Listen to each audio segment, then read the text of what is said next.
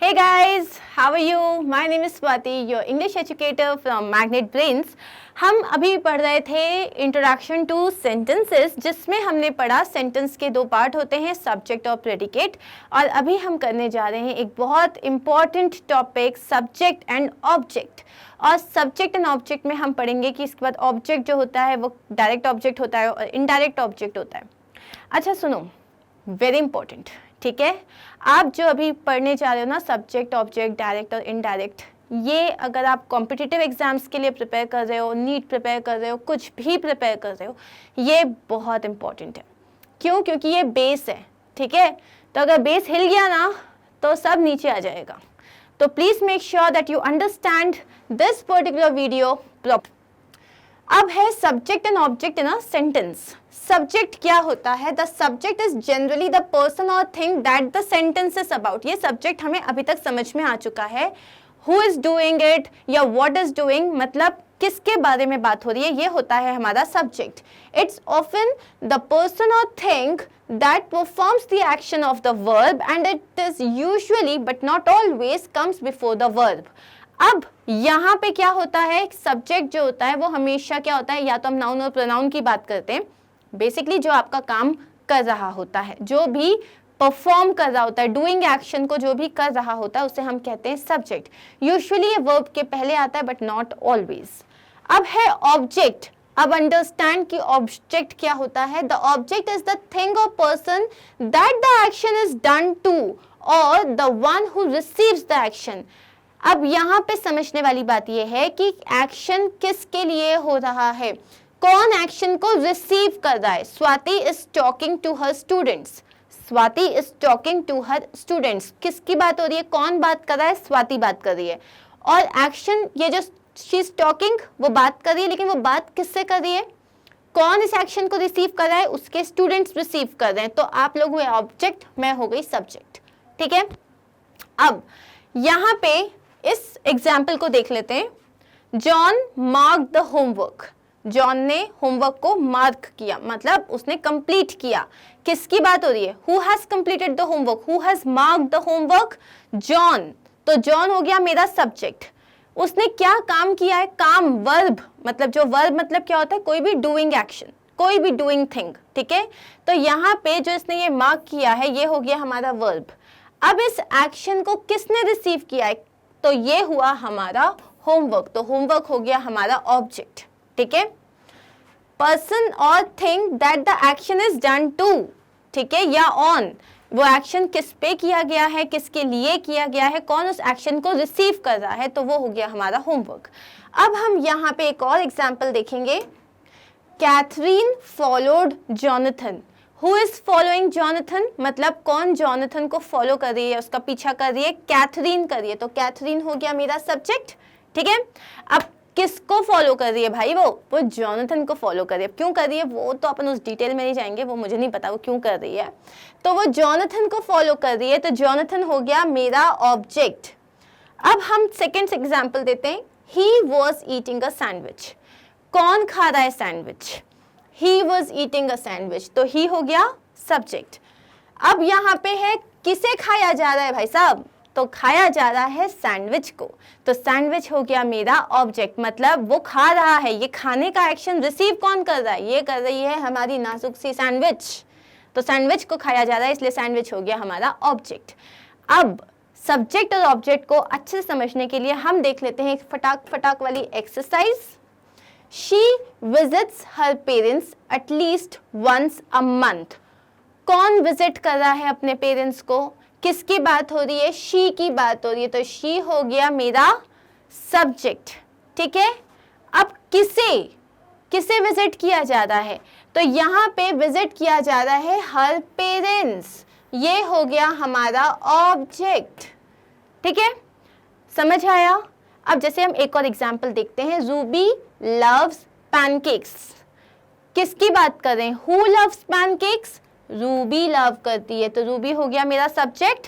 और वो किसे लव करती है? लव है मेरा वर्ब, ठीक है। मतलब मैं क्या कर रही हूँ? मैं प्यार कर रही हूँ, लव कर रही हूँ। किसे कर रही हूँ? पैनकेक्स को कर रही हूँ। तो पैनकेक्स हो गया मेरा ऑब्जेक्ट। समझ आ रहा है? आगे बढ़ते हैं। The key is in the drawer. What is in the drawer? The key. किसके बारे में बात हो रही है? सब्जेक्ट है मेरा द की, और वो कहाँ रखी हुई है? कहाँ रखी है? The key is where? It is in the drawer. ठीक है, अब यहाँ पे है the teacher is from Canada. किसकी बात हो रही है? टीचर की। तो टीचर हो गई मेरी सब्जेक्ट, और ऑब्जेक्ट क्या हो गया? Canada. Maria has lost her money. Who has lost her money? Maria. What did she lose? Money. तो Maria हो गया सब्जेक्ट और her money हो गया उसका ऑब्जेक्ट। समझ में आ रहा है? हम थोड़े से क्वेश्चंस और देखेंगे। देखो, इट इज़ इम्पॉर्टेंट कि जो भी हम कॉन्सेप्ट पढ़ रहे हैं ना, मेरा एक सिंपल सा फंडा है, ग्रामर और मैथ्स में कोई बहुत ज़्यादा डिफरेंस नहीं होता। क्यों? क्योंकि अगर सही है तो सही है, गलत है तो गलत है। इसके अलावा इसमें कोई इफ्स बट्स किंतु परंतु नहीं होते। ठीक है, तो अगर जैसे हमें मैथ्स में एकदम परफेक्शन लाने के लिए क्या करना पड़ता है? बहुत सारे हम अलग अलग टाइप के क्वेश्चन करते हैं। तो ग्रामर में भी आप जितनी प्रैक्टिस करोगे ना, आपके उतने डाउट्स क्लियर होंगे हर बार। और ग्रामर में ना एक और लफड़ा है, उसमें ना इतने एक्सेप्शंस हैं, इतने एक्सेप्शंस हैं, जो कि आप बाद में आपको पता चलेगा हाँ ये नाउन होता है, लेकिन क्या है ना, ये नहीं होता है। ऐसे वाले बहुत सारी चीज़ें हैं। तो जो भी हम क्वेश्चंस कर रहे हैं, ये इसीलिए कर रहे हैं ताकि आपको हर तरीके के क्वेश्चंस समझ में आ जाए। ये जितने भी क्वेश्चंस लिए गए हैं, rain and Martin book, the blue book of grammar हो गई, होली फेथ हो गई, और एनसीईआरटी की बुक्स हो गई, हमने हर जगह से क्वेश्चंस लिए हैं। तो everything is curated for you. Curated मतलब जब एकदम आपके लिए कस्टमाइज करके बनाया गया है। ठीक है, तो अब हम इन क्वेश्चंस को देख लेते हैं। Sleeping on the floor hurt his back. Sleeping on the floor hurt his back. अब यहाँ पे देखो, what has hurt his back? Sleeping, ये हो गया मेरा सब्जेक्ट, और किसको हर्ट हुआ? बैक, ये हो गया मेरा object. In order to prepare for a career in business, Riya studied economics. ठीक है, अब अपना करियर बिजनेस में बनाने के लिए रिया ने क्या स्टडी किया? इकोनॉमिक्स। अब यहाँ पे देखो, किसने स्टडी किया, किसको अपना करियर बनाना था? हम बात कर रहे हैं यहाँ पे रिया की, और उसने क्या किया है? उसने क्या पढ़ाई करी है? उसने पढ़ाई करी है इकोनॉमिक्स। तो इसको लेके डोंट गेट कंफ्यूज्ड। ठीक है, बात किसकी हो रही है?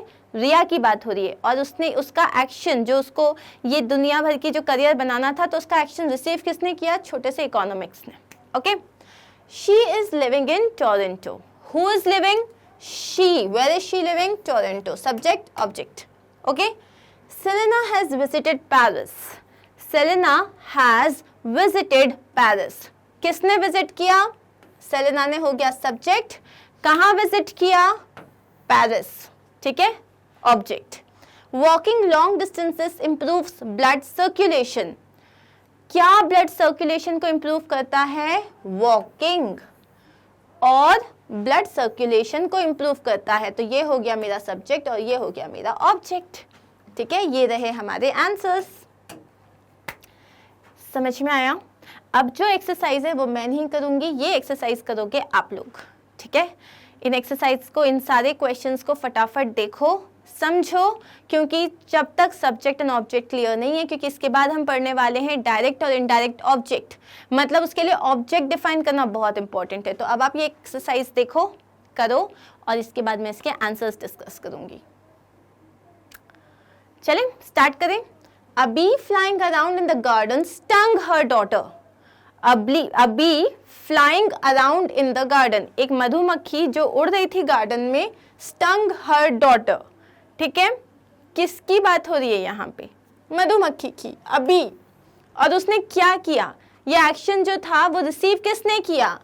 डॉटर ने रिसीव किया। तो यहाँ पे हो गया नहीं, सॉरी, दिस इज बी और her daughter is the object. John played many songs on the piano during the party. Who played? John. और यहाँ पे क्या प्ले किया उसने? सॉन्ग्स। पार्टी नहीं है यहाँ पे, ठीक है, ये जो पार्टी है ये नहीं है मेरा ऑब्जेक्ट।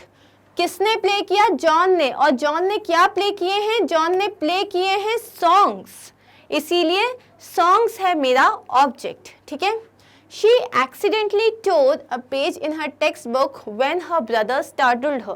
मतलब startled का मतलब होता है एकदम से सरप्राइज कर दिया या शॉक कर दिया। तो she accidentally tore a page in her textbook. Who tore a page? She tore a page. तो शी क्या हो गया मेरा सब्जेक्ट। उसके बाद है क्या टोर किया उसने, मतलब क्या टीयर किया उसने टीयर किया एक पेज को। तो पेज ने एक्शन रिसीव किया ना, उसके भाई ने जो भी किया हो, लेकिन एक्शन किसने किया? शी। और रिसीव किया एक्शन किसने? पेज ने। फटा तो बेचारा पेज ना, तो पेज हो गया मेरा object. George walks his dog twice a day. किसके बारे में बात हो रही है यहाँ पे? हु वॉक्स, तो यहाँ पे आ जाएगा जॉर्ज, और किसको वॉक करा रहा है? डॉग को। Even though it was late Sheena drank coffee. किसके बारे में बात कर रहे हैं हम? शीना। शीना ने क्या किया? पिया। क्या पिया? कॉफी। तो शीना सब्जेक्ट और रिएक्शन किसने रिसीव किया? कॉफी ने रिसीव किया। So that's it. अब इसमें कुछ और क्वेश्चंस हैं, ये अब आपके लिए हैं, आप प्रैक्टिस करो, ठीक है। इसके अलावा भी क्वेश्चंस हैं जो कि डिस्क्रिप्शन बॉक्स में हैं, वहां जाके इन क्वेश्चंस की अच्छी वाली प्रैक्टिस करना। अब हम आते हैं डायरेक्ट ऑब्जेक्ट और इनडायरेक्ट ऑब्जेक्ट में, जो मैं तब से बोल रही हूँ राइट कि बहुत इंपॉर्टेंट है, बहुत इंपॉर्टेंट है। तो yes, it's very important and let's begin. Direct object is the receiver of the action mentioned in the sentence. The noun answering what after the verb is called the direct object of the verb. अब ना ये इतने अच्छे से समझ में आने वाला है, ठीक है, इसमें बिल्कुल टेंशन मत लेना, ओके। हम इसको बहुत अच्छे से समझने वाले। डायरेक्ट ऑब्जेक्ट मतलब जैसे जॉन हिट द बॉल, समझो इसको। जॉन हिट द बॉल, सबसे पहले तो सब्जेक्ट देख लेते हैं। हमारा सब्जेक्ट क्या है यहाँ पे? जॉन, ठीक है। अब जॉन ने क्या किया है? व्हाट डिड जॉन डू, ठीक है। तो यहाँ पे direct receiver of the action mentioned in the sentence, the noun answering what after the verb.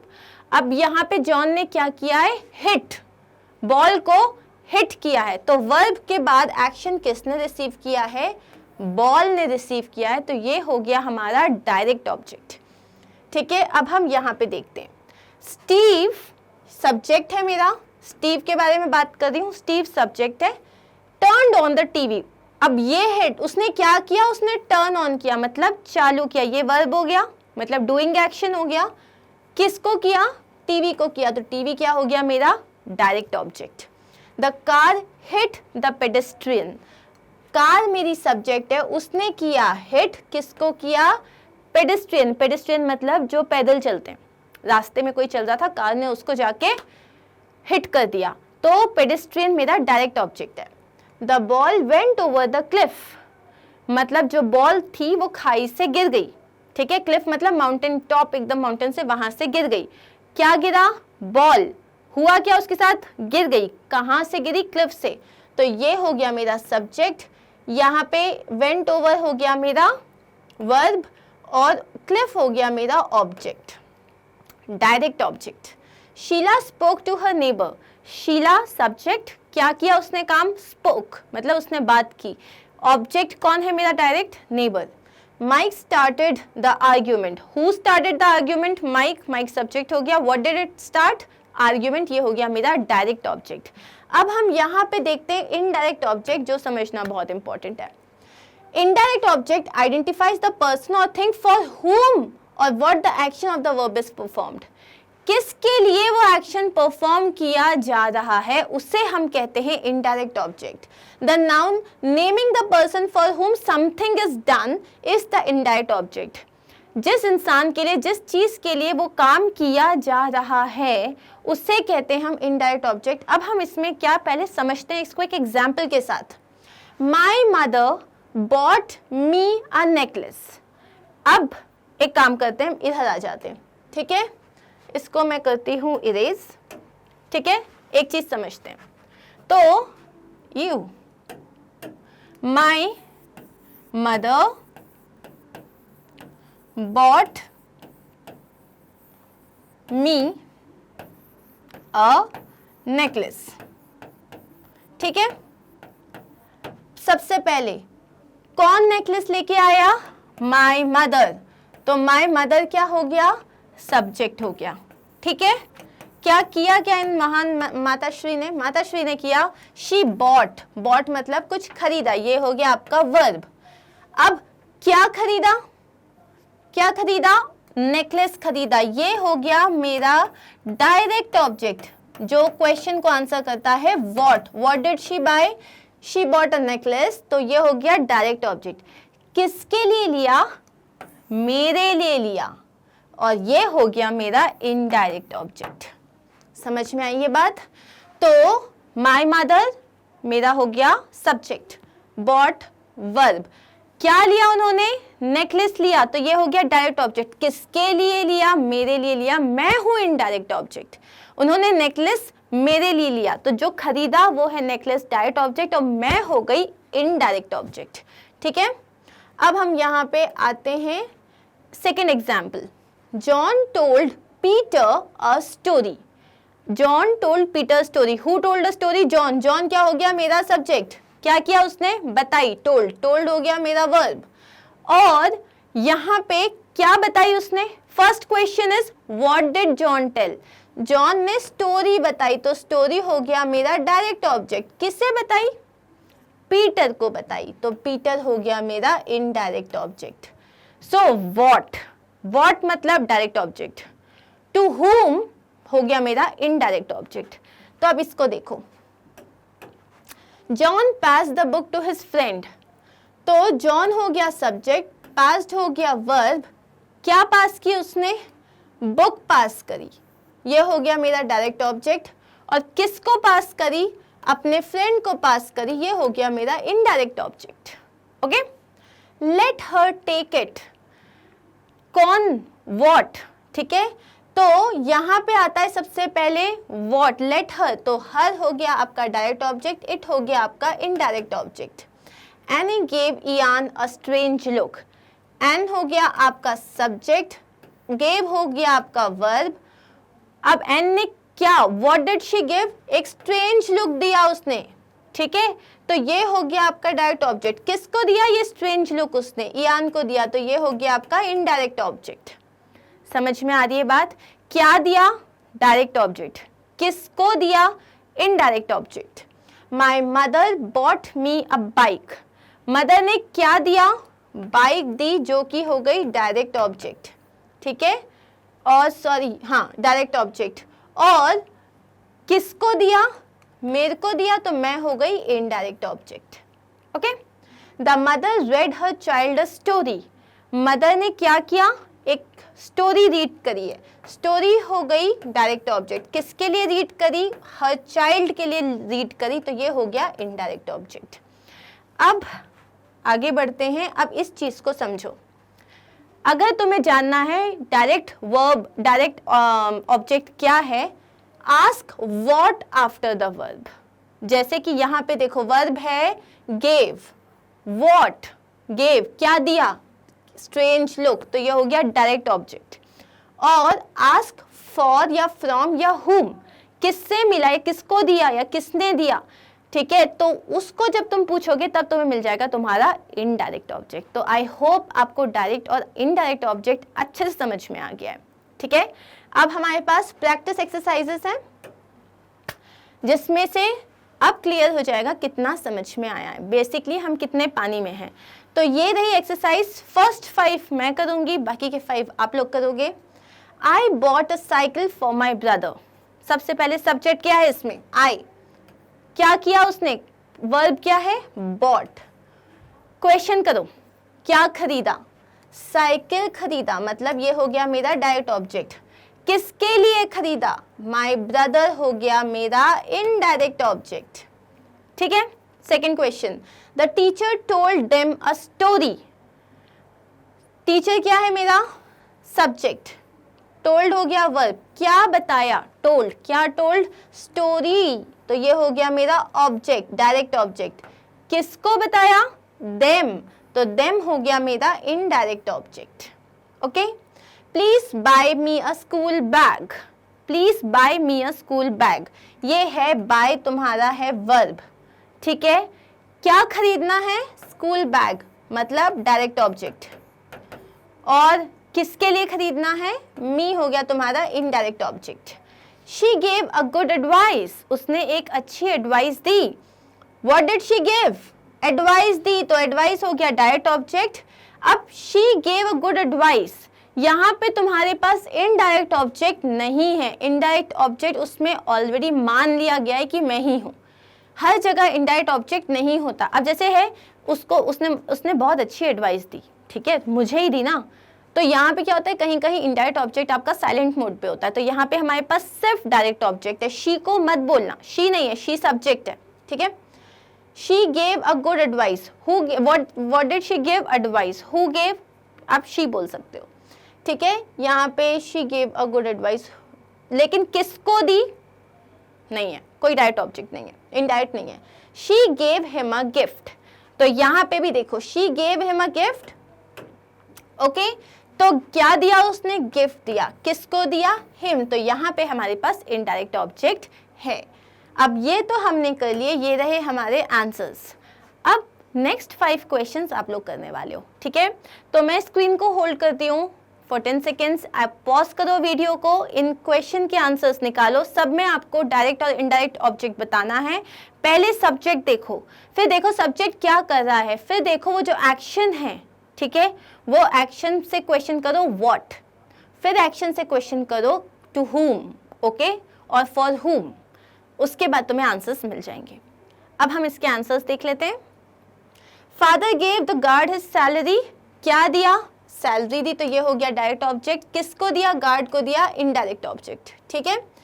I have a Chinese pencil box, मेरे पास क्या है, पेंसिल बॉक्स है, और इसमें मेरे पास कोई इनडायरेक्ट ऑब्जेक्ट नहीं है। The class listen to the story with full attention, class listen to what, story, ठीक है, no indirect object. Please accept my apology, क्या एक्सेप्ट करो, अपॉलॉजी, किसकी अपॉलॉजी, माई अपॉलॉजी, तो माई हो गया indirect object. He taught Rita history, क्या पढ़ाया, हिस्ट्री, डायरेक्ट ऑब्जेक्ट, किसको पढ़ाया, रीता को पढ़ाया, तो रीता हो गई हमारी इनडायरेक्ट ऑब्जेक्ट, ठीक है। अब हम आगे बढ़ते हैं, हमारे पास एक और एक्सरसाइज है, इस एक्सरसाइज को आप लोग करोगे, इसमें सारे आंसर्स हैं, ठीक है। और हम अब बढ़ने वाले हैं आगे। अब हम आते हैं हमारे फ्रेजेस में और क्लॉजेस में। इस चीज़ को स्टार्ट करने से पहले अब हम थोड़ा सा देख लेते हैं, ठीक है। अब मैं यहाँ पे लिखती हूँ, सबसे पहले हम लिखते हैं यहाँ पे फ्रेज, फिर मैं यहाँ पे लिखती हूँ क्लॉज, और फिर यहाँ पे आता है सेंटेंस, ठीक है। इन तीनों में एक चीज कॉमन है, ठीक है, क्या है, ये तीनों होते हैं group of words, group of words, ठीक है। क्लॉज क्या होता है, क्लॉज भी होता है एक ग्रुप ऑफ वर्ड्स। सेंटेंस क्या होता है, सेंटेंस भी होता है एक ग्रुप ऑफ वर्ड्स, ठीक है। तो ये तीनों चीजें हमें समझ में आ गई। 3 नाम है हमारे सामने, फ्रेज, क्लॉज और सेंटेंस, और ये तीनों होते हैं ग्रुप ऑफ वर्ड्स। अब मैं तीनों का एक छोटा छोटा एग्जाम्पल लिख रही हूँ, ठीक है। जैसे मैंने लिखा टू स्कूल, इसका कोई मतलब है, टू स्कूल क्या, टू स्कूल क्या, या अगर मैंने लिखा on the top, on the top, on the top क्या, या ऑन द टेबल क्या, फ्रूट्स रखे हैं ऑन द टेबल, लंच रखा है, डिनर सर्व कर रहे हो, क्या कर रहे हो ऑन द टेबल, नहीं पता। अब बेसिकली ग्रुप ऑफ वर्ड्स तो हैं, ठीक है, लेकिन क्या इनका कोई प्रॉपर मीनिंग निकल रहा है, नहीं निकल रहा है, तो इसमें क्या है, नो प्रॉपर मीनिंग, ठीक है।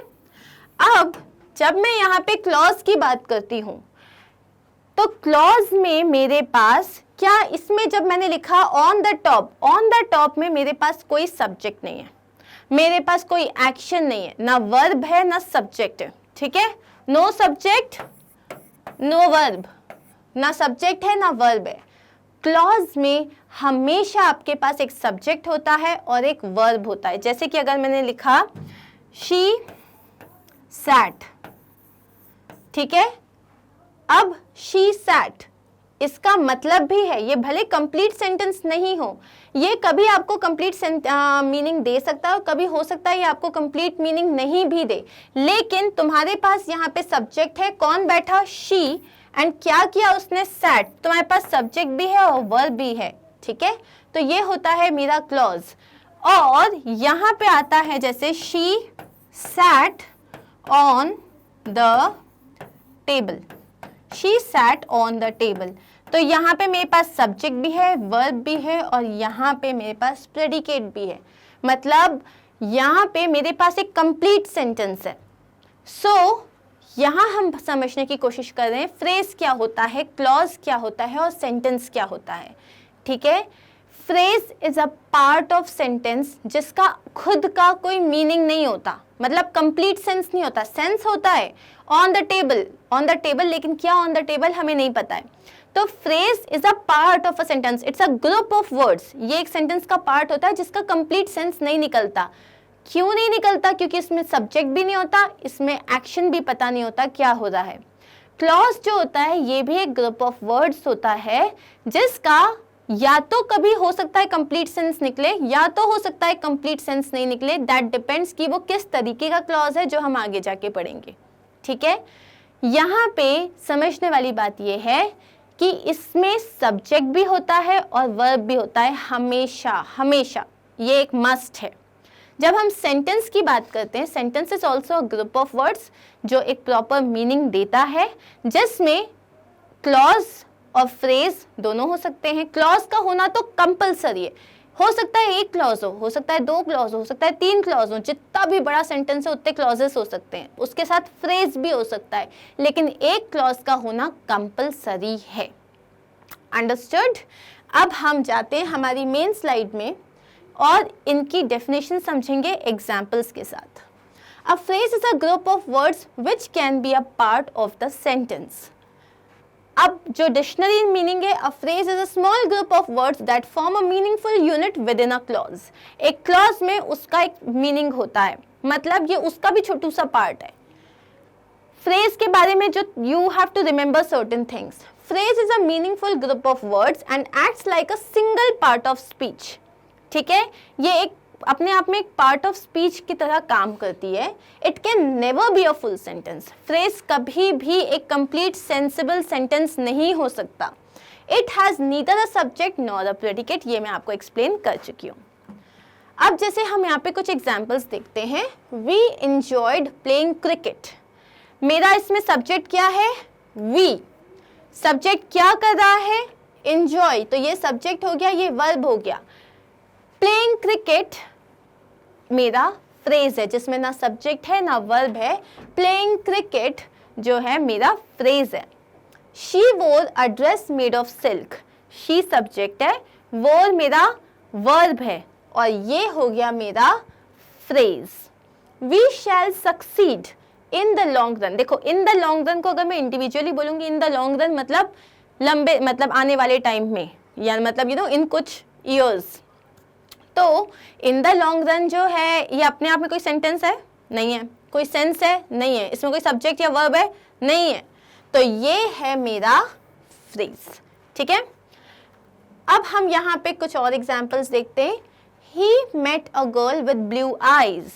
विथ ब्लू आईज, ये है मेरा फ्रेज। क्यों? क्योंकि ही मेरा सब्जेक्ट है, मेट मेरा वर्ब है। अ गर्ल, यहाँ पे भी मुझे सब्जेक्ट नहीं लेना, ये दूसरा सब्जेक्ट है, मुझे नहीं लेना। विथ ब्लू आईज हो गया मेरा phrase. A man of industrious habit. Industrious is a very good word, इसका मतलब होता है हार्ड वर्किंग, बहुत मेहनती। श्योर टू सक्सीड हो गया मेरा फ्रेज। क्यों? क्योंकि इस तो एक वर्ब है ना, इस भी नहीं लेना मुझको। श्योर टू सक्सीड क्या हो गया मेरा phrase. The stolen property was found in the dacoit's hiding place. जो चुराई गई पूरी प्रॉपर्टी थी ना, वो कहाँ पे मिली? डेकॉइट्स के हाइडिंग प्लेस पे। इसका मतलब क्या हुआ? हमारा सब्जेक्ट क्या है? स्टोलन प्रॉपर्टी हमारा सब्जेक्ट है, ठीक है। In the dacoits hiding place. अब हाइडिंग प्लेस में ना कोई सब्जेक्ट है ना कोई वर्ब है, तो हाइडिंग प्लेस हो गया हमारा फ्रेज।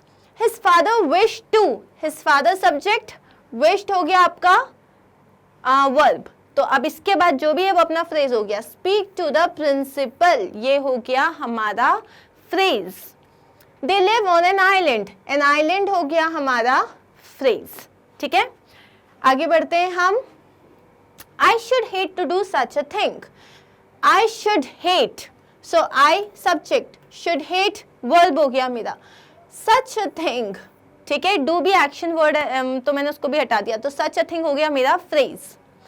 और ये सारे मैं डिलीट कर देती हूँ। The poor man intended to pay back every penny of his money, वो जो गरीब सा आदमी था, इंटेंडेड मतलब उसका इंटेंशन क्या थी, उसकी भावना क्या थी कि वो सारा पैसा वापस करना चाहता था। Every penny of his money, every penny of his money में हमारे पास सब्जेक्ट भी नहीं है, हमारे पास वर्ब नहीं है, और ये हो गया हमारा phrase. I expect to get a prize, ठीक है, तो गेट नहीं, आई एक्सपेक्ट टू, यहाँ पे अब गेट अ प्राइज। गेट में हमारे पास वर्ब तो है लेकिन सब्जेक्ट है नहीं है, इसीलिए ये हो गया हमारा phrase. We asked him many questions on his return, अब यहाँ पे वी सब्जेक्ट हो गया, क्या किया उसने, पूछा। Okay, him many questions on his return. अब यहाँ पे अगर तुम देखोगे him many questions on his return, क्या ये कोई सेंस है हिम मेनी क्वेश्चंस? नहीं, यहाँ पे तुम्हारे पास यू आस्क्ड हिम, यहाँ पे एक ऑब्जेक्ट है तुम्हारे पास, लेकिन यहाँ पे तुम्हारे पास सब्जेक्ट नहीं है, इसीलिए ये हो गया तुम्हारे पास phrase. He ran with all his might, might का मतलब स्ट्रेंथ, पूरी दम लगा के भागा वो, so he ran with all his might, तो he हो गया सब्जेक्ट, ran हो गया तुम्हारा verb, but with all his might ये है तुम्हारा फ्रेज, क्योंकि इंडिविजुअली इसका कोई मीनिंग नहीं निकलता है। सो फ्रेज समझ में आया, आपका सब्जेक्ट नहीं होना चाहिए, आपका वर्ब नहीं होना चाहिए। हो सकता है कभी सब्जेक्ट हो तो वर्ब नहीं होगा, वर्ब है तो सब्जेक्ट नहीं होगा, लेकिन अगर दोनों हैं तो फ्रेज नहीं होगा। ठीक है, अब हम आगे बढ़ते हैं क्लॉज के साथ। ठीक है, क्लॉज मतलब होता है जहां पे एक ग्रुप ऑफ वर्ड्स, पहली चीज ग्रुप ऑफ वर्ड्स जिसका कंप्लीट मीनिंग हो भी सकता है और नहीं भी हो सकता है, डिपेंड करता है वो किस तरीके का क्लॉज है। ओके, और इसमें सबसे इंपॉर्टेंट सब्जेक्ट होता है और वर्ब होता है, और एक सेंटेंस में एक से ज्यादा क्लॉज भी हो सकते हैं। ये चार चीजें याद रखनी है। Okay, a group of words that forms part of a sentence and has a subject and predicate of its own is called a clause. A group of words जिसमें खुद का सब्जेक्ट, प्रेडिकेट का मतलब क्या होता है, उसमें एक वर्ब होना चाहिए, तो सब्जेक्ट और प्रेडिकेट मतलब सब्जेक्ट और वर्ब। ठीक है, तो इसे कहते हैं हम क्लॉज जिसका खुद का सब्जेक्ट और प्रेडिकेट है। I graduated last year, subject है मेरा I, क्या किया आई ने, आई ग्रेजुएट हुआ, तो ग्रेजुएट हो गया मेरा वर्ब, तो सब्जेक्ट भी है वर्ब भी है, तो ये हो गया मेरा क्लॉज। इस सेंटेंस में मेरे पास एक ही क्लॉज है। ठीक है, लास्ट ईयर मेरा फ्रेज है, लास्ट ईयर मेरा फ्रेज है, लास्ट ईयर का कोई मतलब नहीं है। When I came here I saw him, when I came here I subject है, ठीक है, केम मेरा वर्ब है, सब्जेक्ट हो गया वर्ब हो गया, तो ये पूरा एक क्लॉज हो गया When I came here, लेकिन इसका कंप्लीट मीनिंग नहीं बनता। I saw him, I subject, saw मेरा वर्ब, सब्जेक्ट आ गया वर्ब आ गया, him, ये एक कंप्लीट सेंटेंस है, इसमें दो क्लॉज हैं। ये एक कंप्लीट सेंटेंस जो है When I came here, I saw him, इसमें दो क्लॉजेस हैं। पहला क्लॉज फुल मीनिंग नहीं निकलता, दूसरे क्लॉज का कंप्लीट मीनिंग है। ठीक है, दोनों इंडिविजुअल क्लॉजेस हैं, दोनों में उनके सब्जेक्ट और वर्ब हैं। अब हम थर्ड देख लेते हैं। When I came here, I saw him and he greeted me. When I came here, I subject, came verb. Saw, I saw subject, verb. He subject, greeted, verb. ठीक है, तो अब अगर तुम यहाँ पे देखोगे तो तुम्हारे पास एक लेंदी सेंटेंस है where you have got 3 clauses, तीनों के इंडिविजुअल सब्जेक्ट और वर्ब हैं। ठीक है, I saw him makes complete sense, he greeted me makes complete sense, पहला वाला जो है वो complete sense नहीं है। अच्छा, ये हम आगे पढ़ेंगे, एक छोटा सा थोड़ा सा इन्फो दे देती हूँ मैं। जो complete sense नहीं बनाता वो डिपेंडेंट होता है, मतलब वो किसी के ऊपर डिपेंड होता है कि अपना फुल मीनिंग देने के लिए। जो अपने आप में कंप्लीट सेंस बनाता है वो इंडिपेंडेंट होता है। तो हमारे पास दो क्लॉजेस हम यहाँ समझ रहे हैं, डिपेंडेंट और इंडिपेंडेंट। आगे जाके हम अमेजिंग तरीके से पढ़ेंगे, तो अभी ज़्यादा लोड लेने की ज़रूरत नहीं है। जिस चीज़ में टेंशन हो उसको अभी अटेंशन मत दो, ठीक है। अभी हम आगे बढ़ेंगे। So this was our clause. और अब हम यहाँ पे देख लेते हैं हमारे कुछ और एग्जाम्पल्स, ताकि इस माले में जो क्लॉज गया है वो एकदम सेटल डाउन हो जाए वहाँ से। ये नहीं कि यहाँ से निकल गया हो, नहीं, यहाँ रोक लेना एकदम। Coming to some of our examples, when the sun set he returned home. ठीक है, अब यहाँ देखो, when the sun set, subject क्या है? The sun. वर्ब क्या है? सेट। सब्जेक्ट है और वर्ब है, ये एक क्लॉज हो गया मेरा। ही रिटर्न्ड होम, ही क्या है? सब्जेक्ट। रिटर्न्ड क्या है? वर्ब। वापस आया ना, कुछ किया उसने, वापस आया, वो वर्ब हो गया। तो ये क्या हो गया? ये भी हो गया एक क्लॉज। तो इसमें मेरे पास दो क्लॉज हैं, दोनों के अपने अपने सब्जेक्ट और वर्ब हैं। बेसिकली क्लॉज क्या होता है? मुझे मेरा सब्जेक्ट चाहिए, मुझे मेरा वर्ब चाहिए। फ्रेज क्या होता है? भाई चाहिए नहीं चलेगा, नहीं दोगे तो भी इट्स ओके। ओके, फ्रेज बहुत गरीबी हालत में होता है, और क्लॉज जो होता है वो बेहतरीन तरीके से अमीर होता है। अब we have some so that we may help you, we have come so that we may help you, we have come, we हो गया मेरा सब्जेक्ट, have come हो गया मेरा वर्ब, ये क्लॉज हो गया। so that we may help you, अब we अगेन हो गया मेरा सब्जेक्ट, help में हेल्प हो गया मेरा वर्ब। तो यहाँ पे भी मेरे पास दो क्लॉजेस हैं जो कि एक कंजंक्शन से मैंने ऐड किए हुए हैं।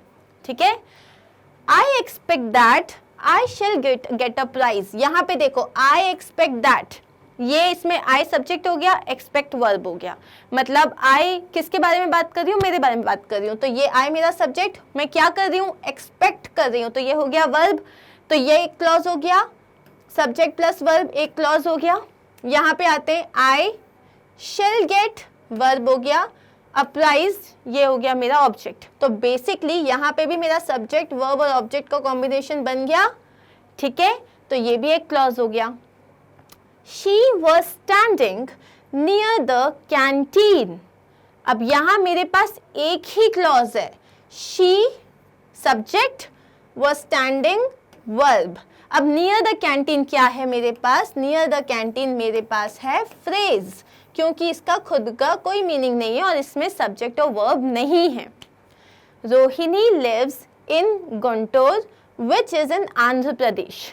ठीक है, तो रोहिणी सब्जेक्ट, लिव्स वर्ब। ठीक है, in Guntur which is in Andhra Pradesh. तो यहाँ पे मेरे पास ये है मेरा एक clause, Rohini lives in Guntur, ये मेरे पास एक क्लॉज है। विच इज इन आंध्र प्रदेश मेरा फ्रेज है, क्योंकि इसके पास सब्जेक्ट और वर्ब नहीं है। तो guys, are we clear with this? समझ में आया? फ्रेज और क्लॉज हम बहुत अच्छे से पढ़ेंगे जब हम इंडिविजुअली इस सब्जेक्ट को डील करेंगे। अभी तुम्हारे लिए बहुत इंपॉर्टेंट है, तुम्हें बस ये समझना है कि फ्रेज होता क्या है। It's a part of sentence जिसका खुद का मीनिंग नहीं होता और जिसमें सब्जेक्ट और वर्ब नहीं होता।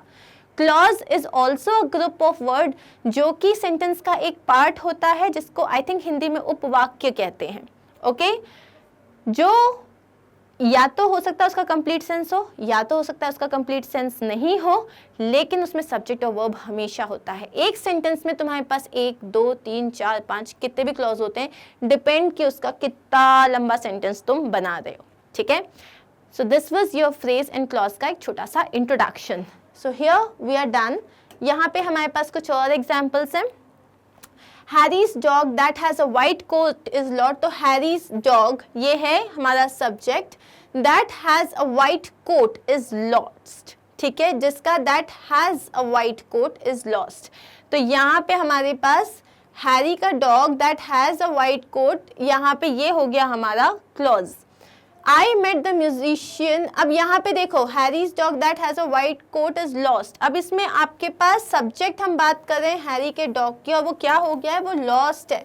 ठीक है, तो यहाँ पे आपका ये क्लॉज हो गया। I met the musician whose concert I attended last month। I met the musician मेरा क्लॉज हो गया।